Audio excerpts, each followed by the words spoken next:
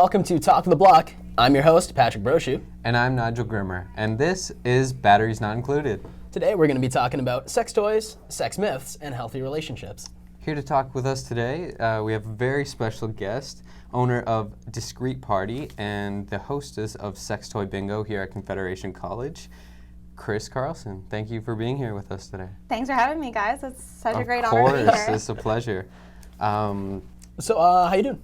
I'm doing great. You're doing great. Okay, awesome. First things first, we're going to ask your personal opinion on sex toys. And do you think sex toys are becoming less of a taboo? I think that there is this strange thing that happens in the city of Thunder Bay. Just a perfect example of it is the way that every sex toy store in the city is painted black. And they all have to have XXX in the name.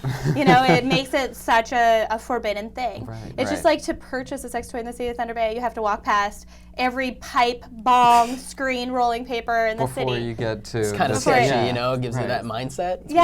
So it just automatically sets people up to think that it's something that should be Not super talked negative. about. Yeah, exactly. Illegal. Yeah, but if you stop and think about it, people should be confident and happy in their healthy sexuality, and so the more that people work on that and start to realize that the healthier our sexuality is, the less likely that we'll have a lot of social problems, such as STIs, things like that. It just opens conversations to a whole lot of other Basically, things. people just being more open to it and just being, you know, safer about it, asking questions, and not just diving right into it. Exactly. You know, and it's sex toys are an amazing opportunity for you to open the lines of communication with your partner just about everything. Because if you can have this hard conversation, then, you know, it's a lot easier to talk about everything else, you know, finances, things like that. Most definitely. The engagement of this kind of stuff is what builds stronger, healthier relationships. Plus, it feels good.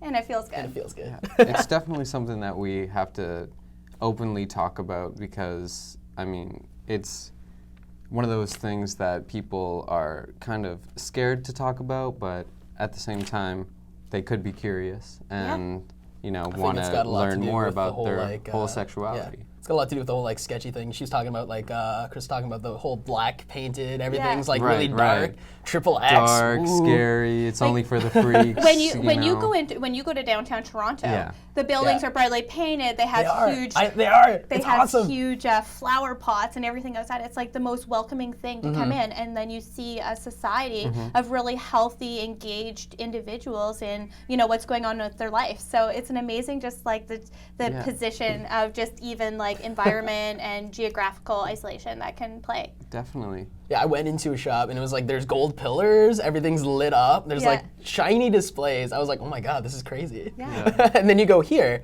and I know I've been here, and it's like everything's kind of tucked away in a corner almost. Yeah, it's kind of scary. It is.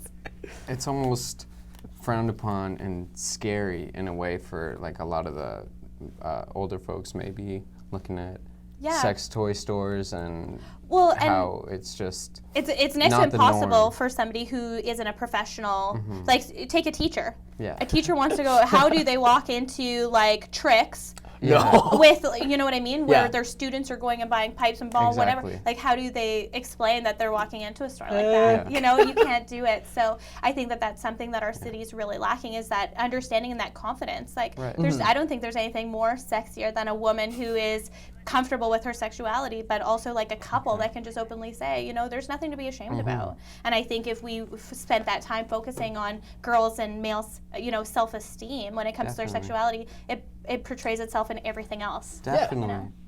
So let's see what the students at Confederation College have to say about sex toys. Let's take a look. Thanks.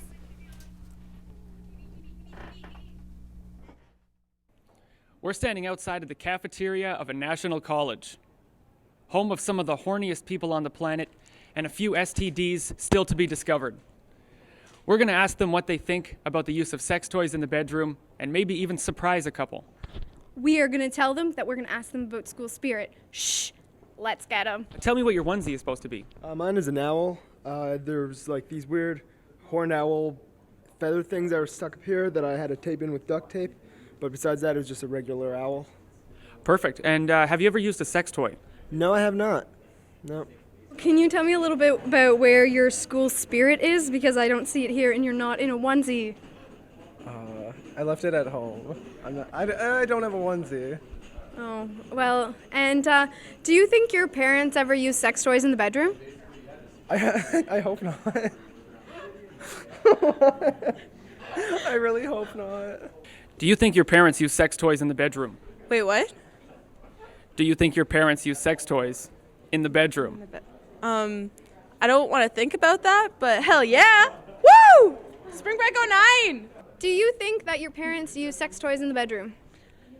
No, actually, my parents, no. My mom's a goody two-shoes, so she definitely wouldn't. Do you think your parents have ever used sex toys in the bedroom? Probably. I don't know. That's awkward. Think about it. I said probably. Do you think that your parents use sex toys in the bedroom? No, they don't. No. Pretty confident on that answer? Pretty confident on that answer. Okay. Do you think your parents have ever used sex toys in the bedroom? Oh my.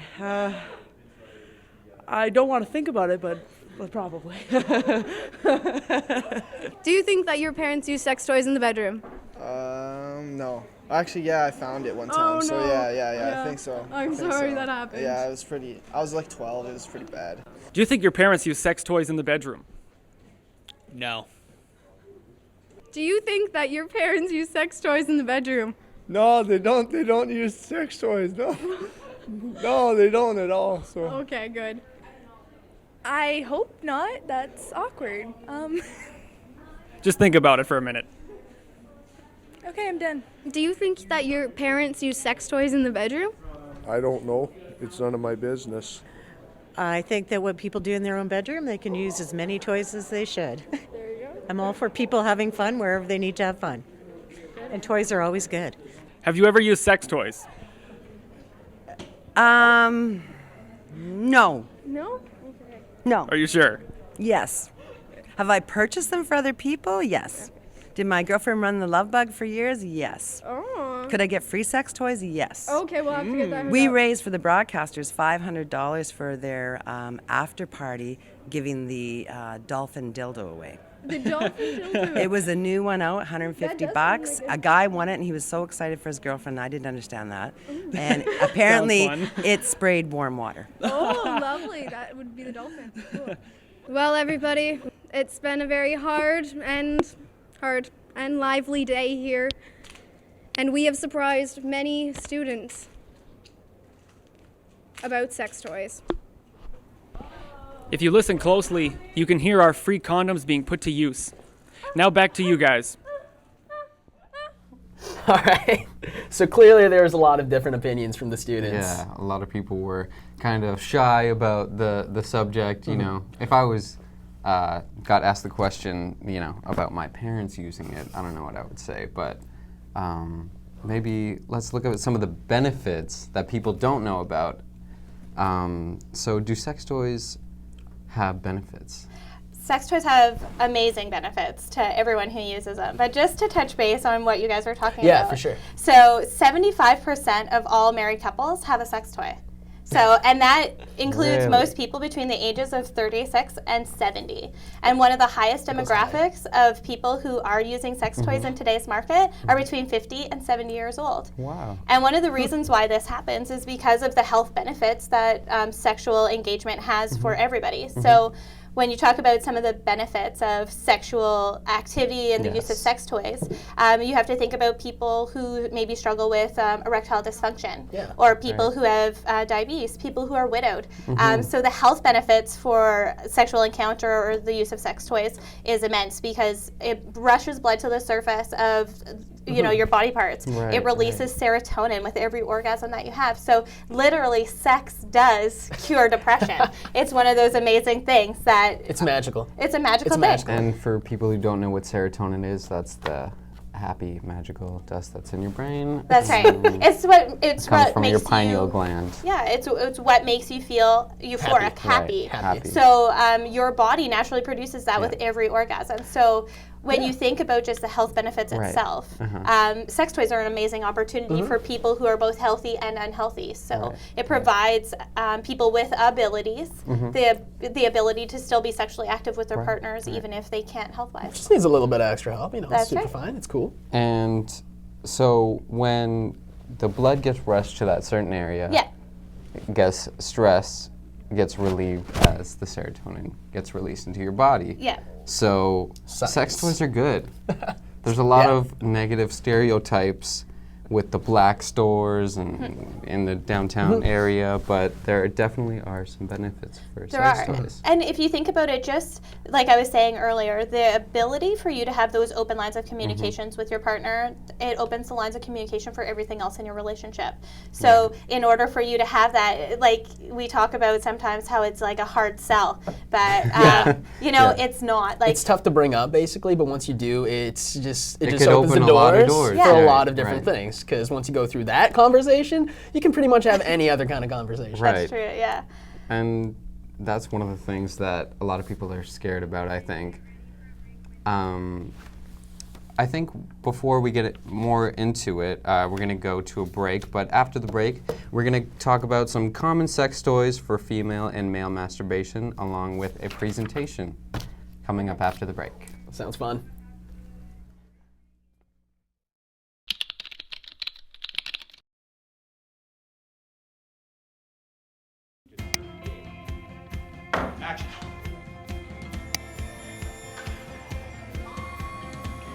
You get a chance to try many different things, anything from editing to camera work to directing and producing. So you can really find that area that really suits you, where you can really stand out.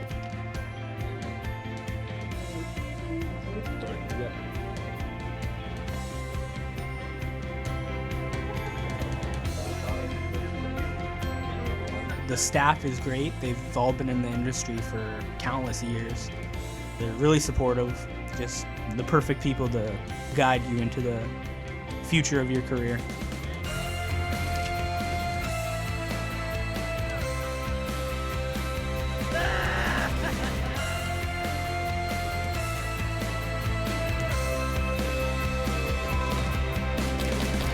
Being in the program, you make lots of lifetime friends with, older, younger people, and it's just a great experience. Right from day one, you're pretty much hitting the ground running. You're given projects that you probably didn't think you'd be doing until the last semester, and really you're having a great time doing it. I've learned so much in this program, and I'm going to take a lot away from this.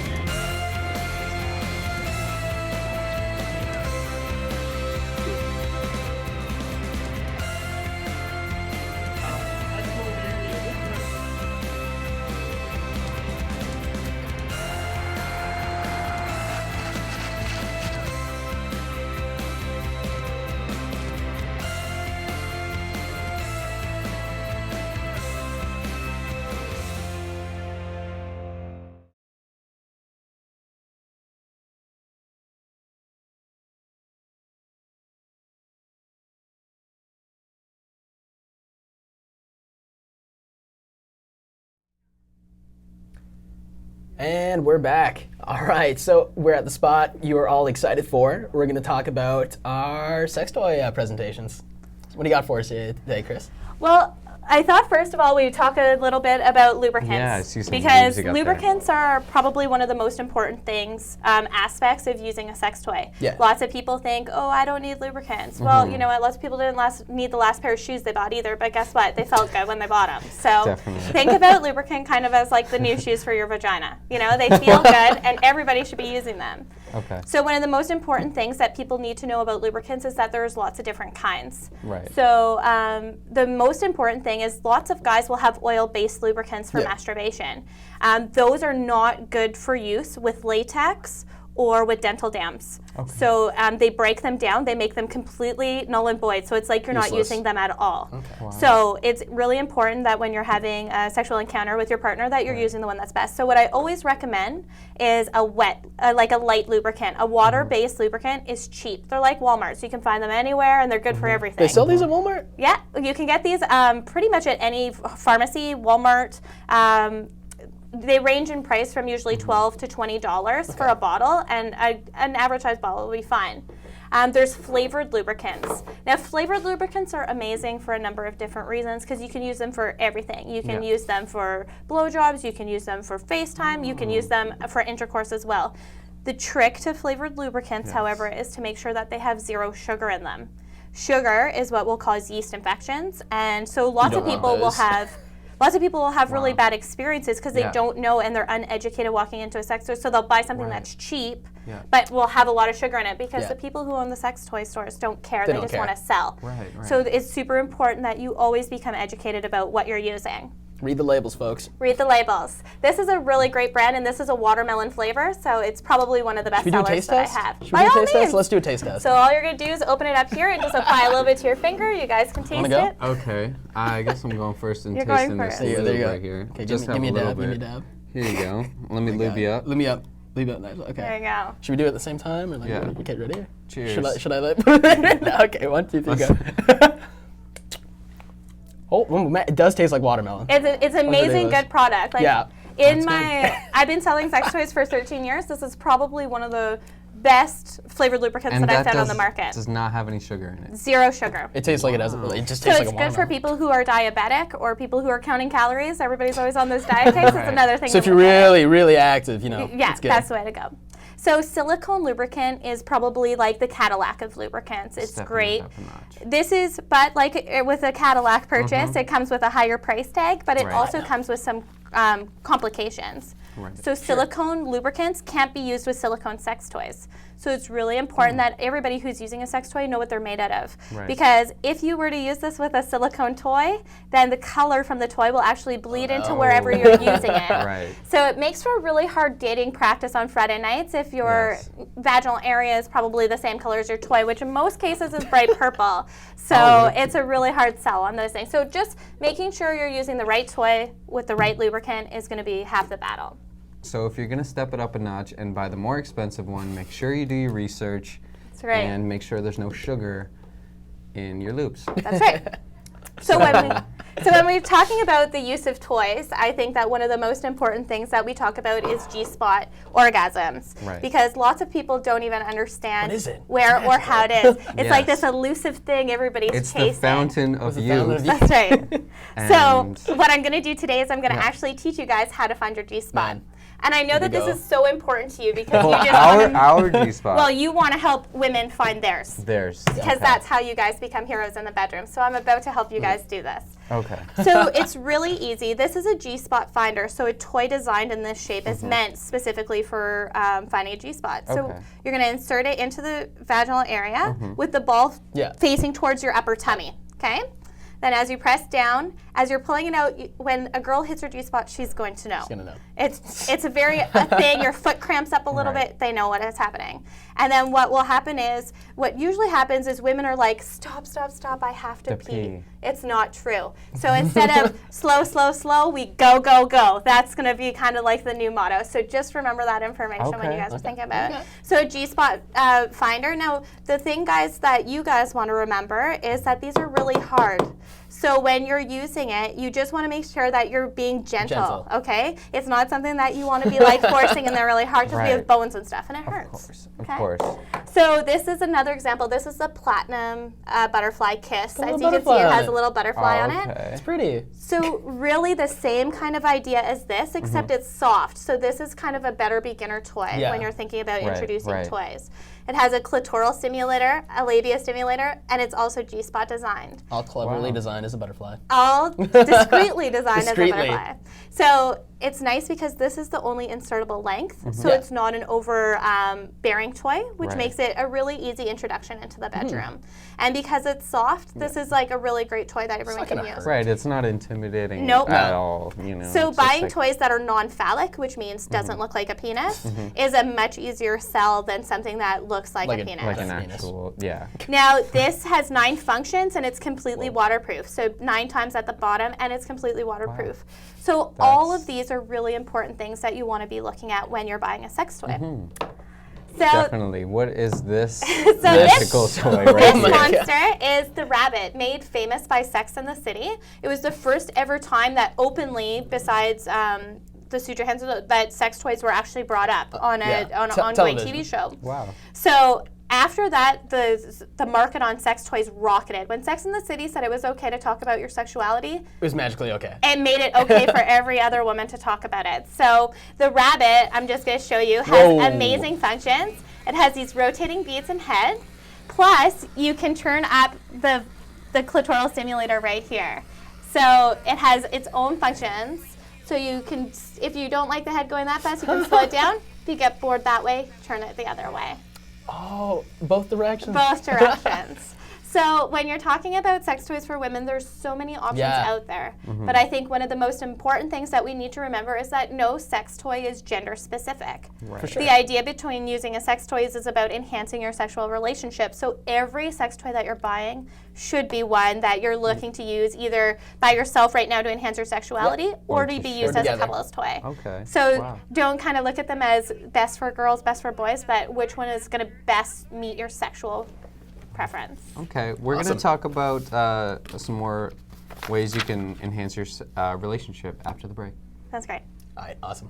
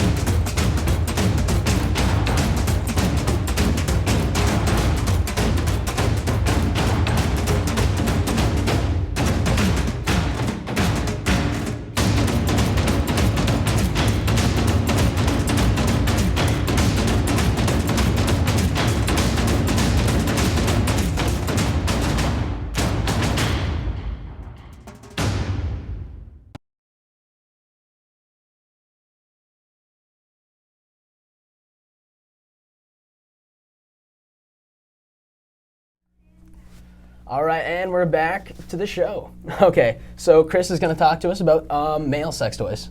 Okay, so one of the most popular sex toys for the male masturbation market is the Palm Pal. It comes with lots of different names. It comes in lots of different varieties of price.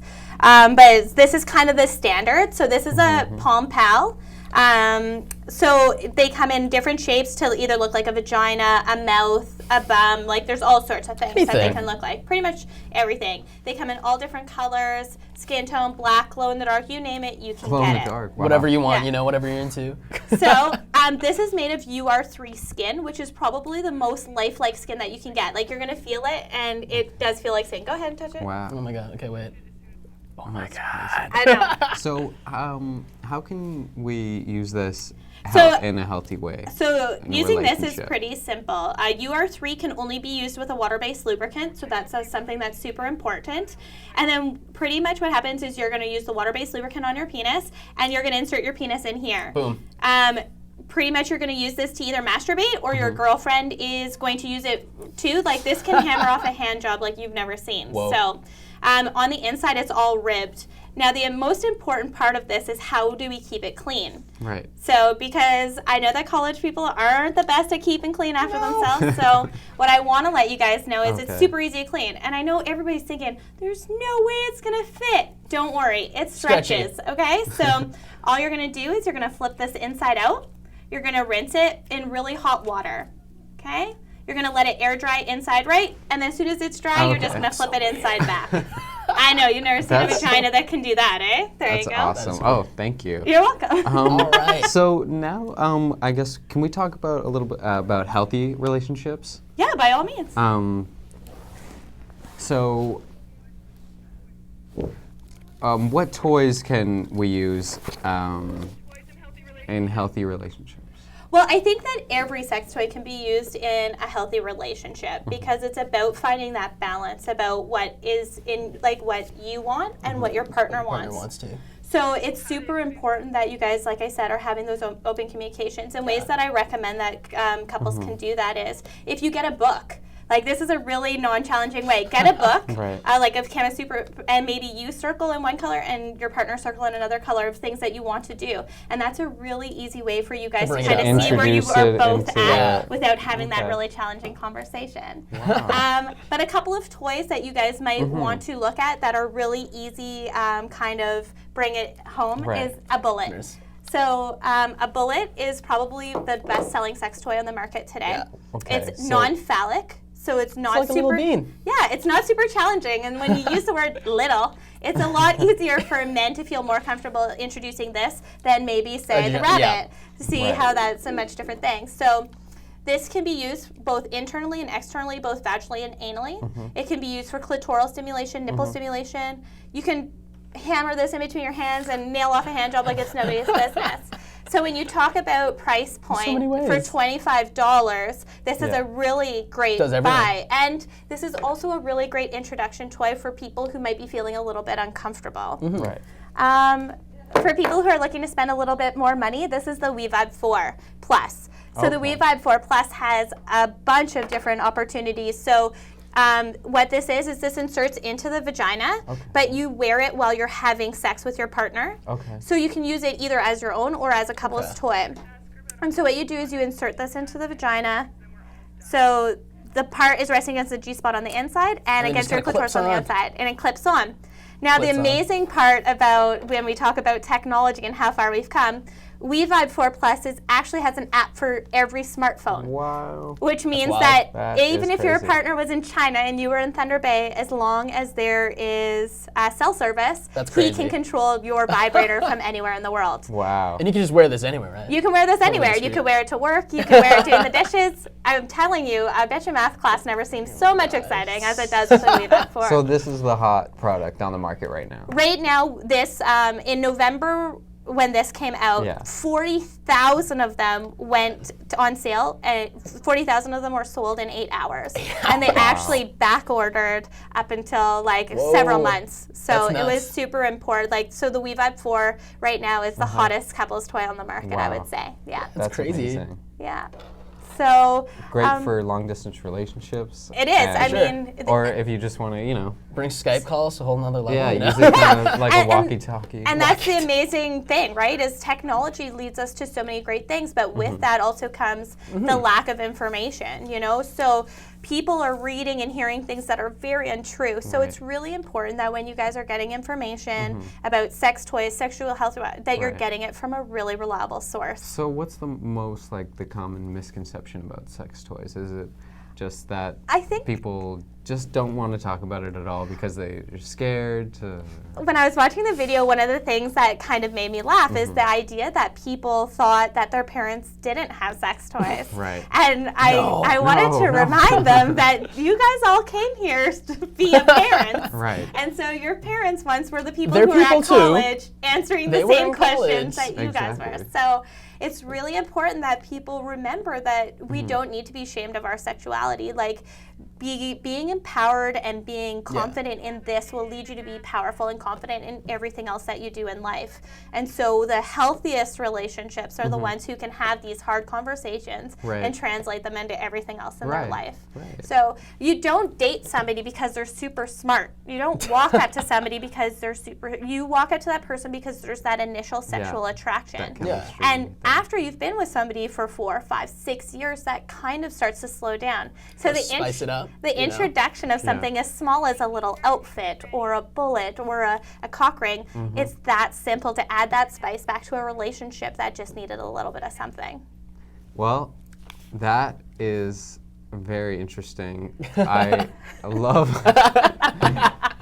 No, I definitely thought it was interesting. Presentations. I'm definitely going to have to do some more research and make sure it's the right research. But I think you're getting the know. I've learned a lot today.